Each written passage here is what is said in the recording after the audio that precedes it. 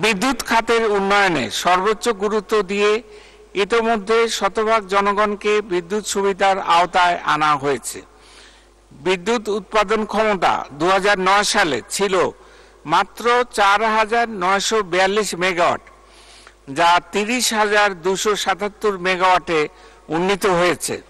বিদ্যুৎ উৎপাদন ক্ষমতা 2030 সালের মধ্যে 40,000 মেগাওয়াটে এবং 2041 সালের মধ্যে 60,000 মেগাওয়াটে উন্নীত করার পরিকল্পনা গ্রহণ করা হয়েছে। পাবনার ঈশ্বরদীতে রূপপুর পারমাণবিক বিদ্যুৎ কেন্দ্র নির্মাণ প্রকল্প বাস্তবায়ন চূড়ান্ত পর্যায়ে রয়েছে।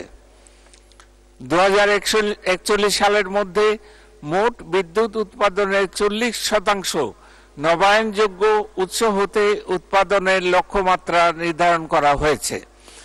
এই লক্ষ্যে নবায়নযোগ্য জ্বালানির উন্নয়ন ও ব্যবহার বৃদ্ধিকে উৎসাহ করতে 100 কোটি টাকা বিশেষ বরাদ্দের প্রস্তাব করছি।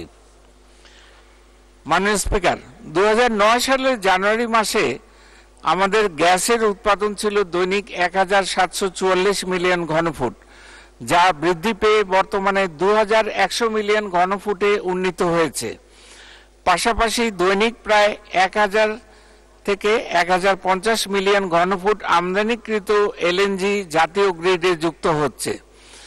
বড়পুকুরিয়া কয়লা খনি হতে জানুয়ারি 2024 সময় পর্যন্ত প্রায় 14 মিলিয়ন টন কয়লা উত্তোলন করা হয়েছে। দেশের ক্রমবর্ধমান গ্যাসের চাহিদা মেটানোর লক্ষ্যে অনশোর এলাকায় তেল গ্যাস অনুসন্ধান ও উত্তোলনের জন্য 48টি কূপ খনন ও ওয়ার্কওভার করার পরিকল্পনা রয়েছে। সামুদ্রিক খনিজ ও অন্যান্য সম্পদের আহরণ এবং এর সুষ্ঠু ব্যবহারের গুরুত্ব বিবেচনায় সুনীল অর্থনীতি খাতে গবেষণা ও উন্নয়ন কার্যক্রমের জন্য 100 কোটি টাকা বরাদ্দের প্রস্তাব করছি। Bangladesh offshore model production sharing contract 2023 প্রণয়ন করা হয়েছে।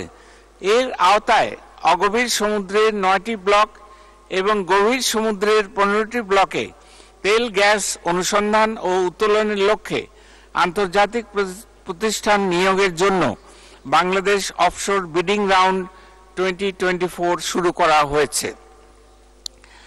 দেশের জ্বালানি তেলের চাহিদা পূরণ করার লক্ষ্যে ইস্টার্ন রিফাইনারি লিমিটেডের পরিশোধন ক্ষমতা 15 লক্ষ মেট্রিক টন হতে বৃদ্ধি করে 45 লক্ষ মেট্রিক টনে উন্নীত করার জন্য ইআরএল ইউনিট 2 প্রকল্প গ্রহণ করা হয়েছে। বিদ্যুৎ ও জ্বালানি খাতের গুরুত্ব বিবেচনায় এই খাতে 2024-25 অর্থ বছরে 30,317 কোটি টাকা বরাদ্দের প্রস্তাব করছি। 2023-24 অর্থ বছরে এই খাতে বরাদ্দ ছিল 34,819 কোটি টাকা।